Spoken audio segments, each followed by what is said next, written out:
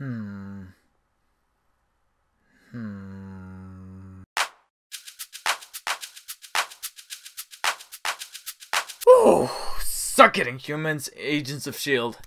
finally returns this winter with Season 5. It's been quite an amazing journey. And so to see our heroes return, I don't know, everything just felt right. At least initially it did. And then we progressed through this 2-hour Season 5 premiere of Agents of S.H.I.E.L.D. where we have our characters finding themselves in outer space and them trying to figure out what the hell is going on. And that was the major hook that was having us wait all this time, having to endure through Inhumans to get to this point. And I liked it. Really wish I could have loved it, but I liked it. First of all, this season premiere, which is the 2-parter, so it kind of counts as the first 2 episodes of the season, while at the same time also being its own thing, it started off rather strong. I love that they went back and kind of showed this dude who's an alien with a really great gag of him taking off the towel, and he's like, oh, okay, and then taking off his skin. I was like, okay, there's some Men in Black shit right there. Another Marvel property, and that segues into like a behind-the-scenes look at their taking of the team, Coulson and the rest of the gang from the diner. I thought that was actually rather cool. And then from that point on, we know as much as the characters, and therefore there are ciphers because they don't know what the hell's going on. What they see is virtually what we see, which was a little jarring at first. I thought it threw me off for quite a loop, but then I kind of adjusted to the way that this story was being told, and I accepted it. With them seeing that little red monolith, and then the stuff going like that, and then all of a sudden it just cuts to Coulson looking at outer space. So I'm like, what the fuck is this? This feels kind of disjointed, but it felt like the purpose was there to do that. So I thought the episode opened really, really strong. And then we find ourselves in this station, or this environment that happens to be in outer space, and our characters are trying to figure out what the hell's going on, and that kind of makes up the first half of this entire 2-parter. And along the way, they all kind of regroup. They have some great moments, some rather scary moments with that monster going around that really caught me by surprise, especially when he killed that dude Virgil. I yelped out because I was not expecting that, along with the classic S.H.I.E.L.D. charisma that every cast member has with one another. Some great lines that really made me laugh. There's some great homages, some references to alien movies and stuff like that. I love that they were kind of self-aware with a black guy always does first joke right there with Mac. I was like, ooh, topical, and a really good punch to the comedic gut there. I thought that was actually rather nice. But as it progressed, we got introduced to brand new characters, and the more that I started to absorb the environment and the way that everyone was talking to one another, especially that character Virgil who got one-offed, the way he was talking about the team members, Coulson, and the stories, and the way that he was dressed and everything, I started to get an assumption of what was going down, but I was like, I'm gonna give him the benefit of the doubt. S.H.I.E.L.D. has surprised me before. Then we get introduced to the Kree, and I thought that was actually a rather cool connection to the rest of the Marvel Universe, because Lord knows that in a matter of seconds they debunked something that would have been really awesome for the season, and that was the introduction of Spear. That entire segment of the comics, the whole division of there being like another version of S.H.I.E.L.D. out there that protects the cosmos from the outer galaxy level, that's completely scrapped in like literally seconds by Yo-Yo's like, I thought you guys had that, and Coulson's just like, no, that's bullshit. Really disappointed in that. That was a humongous bummer, knowing that that was not the case very, very early on, along with a slight little reference there to Inhumans of people being hidden out in the moon. They're hiding out, but S.H.I.E.L.D. was not responsible for that, at least from these shows' perspective. It isn't. It might be in the comics, but for right now, there's no clear-cut connection. It would be actually rather interesting if they were to kind of bring the Inhumans the way that the Avengers is bringing in Guardians of the Galaxy into their foray. I thought that would be a nice little twist, but only time would tell with that one. As it moved on, we get joined with the Kree, then we get into the environment, then we get introduced to this show's version of Star-Lord, Deke, this character who is this rebel-rouser Han Solo type, and he's that character that we've seen plenty of times. But the actor who was filling in the shoes, he did a pretty decent job. So I was like, okay, I'm going along with the ride. And then we enter the halfway point where we get our big twist that I gotta be honest, I'm not a humongous fan of, and that's when the wind was kind of taken out from the season's premiere sales, in my personal opinion. The twist that this entire time they're actually not in outer space, but more so in the future, and at this point the Earth has literally been just evaporated. There's like literally a sliver. I feel like that's more embarrassing, that there's a sliver of Earth rather than Earth being destroyed. Earth being destroyed, okay, fine. You know, we've seen that time again. But there's a sliver, so it's like humiliating for the planet to still be there. But the reason for why I didn't like this is for two reasons. One, this subsequently disjoints the show as a whole. Not the episode, but the entire show is almost completely unpegged and disassembled from the rest of the MCU officially. Them being put in the future means that everything that's going on right now with the current phase that we're in, the MCU, even with Inhumans or even with the Netflix shows being considered for that, leading up to the big climax that's going to be Infinity War, which is very topical at the moment with that trailer drop. Everyone's thinking about that. So going into space with this, I was willing to give it a chance. But then playing the future card, not only with the future card, but also the post-apocalyptic future card, because this is definitely the epitome of post-apocalyptic, with a sliver of the Earth just floating out in space. It does two things. One is that it kind of disconnects from the rest of the MCU because it's very far along in the future, so obviously these characters are kind of out of time. There's nothing to kind of bring them forward except for a few things unraveled later on towards the end of the episode, which I'll talk about. But the second thing that also makes me not like it is that it's going into rather familiar territory.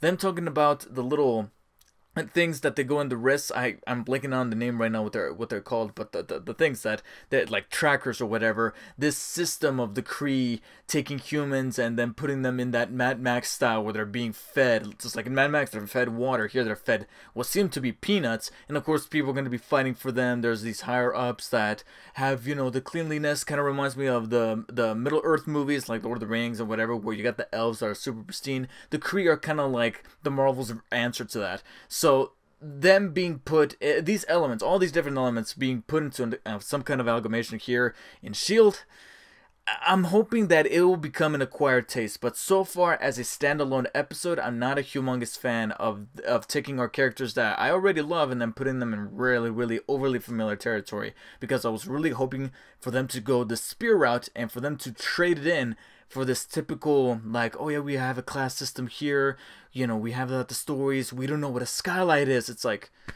we've been there, guys. Are we really going to be taking Season 5, the entirety of Season 5, in this direction? There's even another beat that they do with their characters that feels a little familiar. This whole thing with Simmons being the one that to like save a life, and this kind of gains the recognition of the main guy here, Cassius, I think was his name. Which, by the way, it's interesting that one of his first lines name drops Hala. I was like, ooh, why do I feel like I know that name? I know why, because recently I played the Telltale game of Guardians of the Galaxy, and Hala's the main antagonist there, and guess what? She happens to be a Kree, so I thought that was a neat little twist or slash Easter egg that I picked up on, and I feel proud of it. Besides that, however, her being kind of within their ranks, and being kind of like taken in, and being like dressed and all that with the... Is it just me, or do I feel like we've done this before? Even with Simmons. Like, I feel like Simmons, we did that. And if not with Simmons, then with Fitz, when he was part of the framework and all that. I don't know. I'm just starting to feel like things are kind of blending in together. And I know that I'm a very hard guy to please.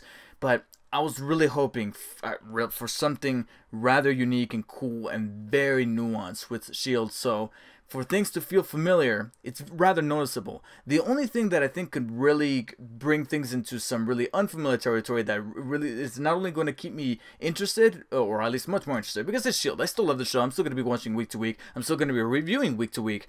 But what could maybe take things in a slightly higher level than they did this week with its premiere would be a couple things. One, it's this artificial framework that this Han Solo character built in order to be able to jump into a simulated version of Earth from 2017.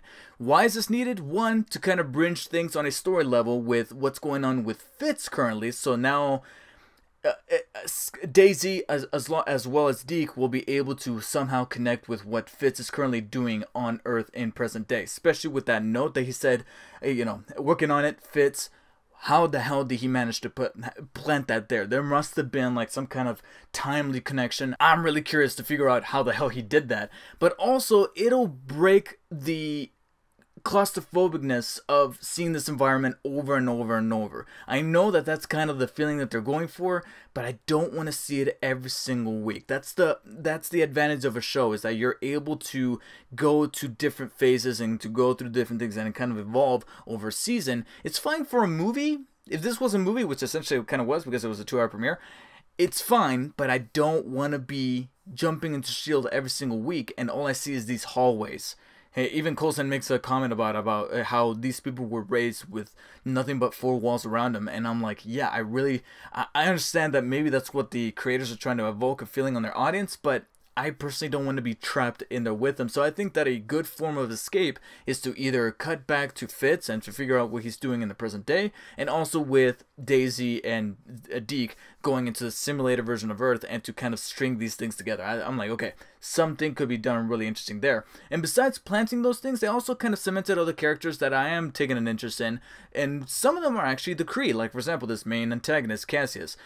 There's something kind of enigmatic about him, so I want to learn more about him, and also about this ball girl who's got the Magneto thing going on with those balls, that it makes her a rather frightening villain. So I'm like, okay, they could do something there. But besides that, if I'm to go with my gut, I would say that maybe I hyped myself up a little too much, to be completely honest. That's not to say, however, that the trademark charisma, chemistry, good one-liners, and also some really decent action is still very much reminiscent of what S.H.I.E.L.D. is all about. And that's still being kept here, no matter the setting and no matter the familiar territory that the story kind of extrapolated. So I'm going to be giving the Season 5 premiere of Agents of S.H.I.E.L.D. a low 8 out of 10. I will admit that familiar ground was made a little bit more complex and rather shaky. That was a pun. That after the reveal that Quake might have been the one responsible for why the Earth is destroyed in the first place. Okay, now shit gets personal. Part of me would have preferred if they kept it a little ambiguous, because the girl was like, oh, there was some kind of climactic event or some cataclysmic event that destroyed the entire world. I was like, Infinity War, maybe? No, it turned out to be Daisy. I was like, oh, that my nerdy balls were tingling for that. It's a shame. Okay, so now it's time for you guys to let me know if you watched Agents of S.H.I.E.L.D. this past Friday night. Let me know what you guys thought of the Season 5 premiere in the comments below. Did you like it? Did you not like it? Do you think that it set up really good things for the season to come? Do you think it's going to tie into either Inhumans or Infinity War in some way or respect or form? Best of wishes to all of us staying tuned for Agents of S.H.I.E.L.D. Supposedly they're going to go 22 episodes strong, uninterrupted, and only time will tell to see where this all leads to. So let me know in the comments what you guys thought. Make sure you support this video by hitting the like and share button, and of course do not forget to subscribe. I'll see you guys all later. Take care. Just take it. Just take the sauce, whatever it is. You're so stressed out. Wait. Let me go get a tomato. Get a tomato. You're so I can't. Fuck! No, what are you doing? Sorry, sorry. You're... Hold on. No, stop. Stop. You're getting in my head. Okay.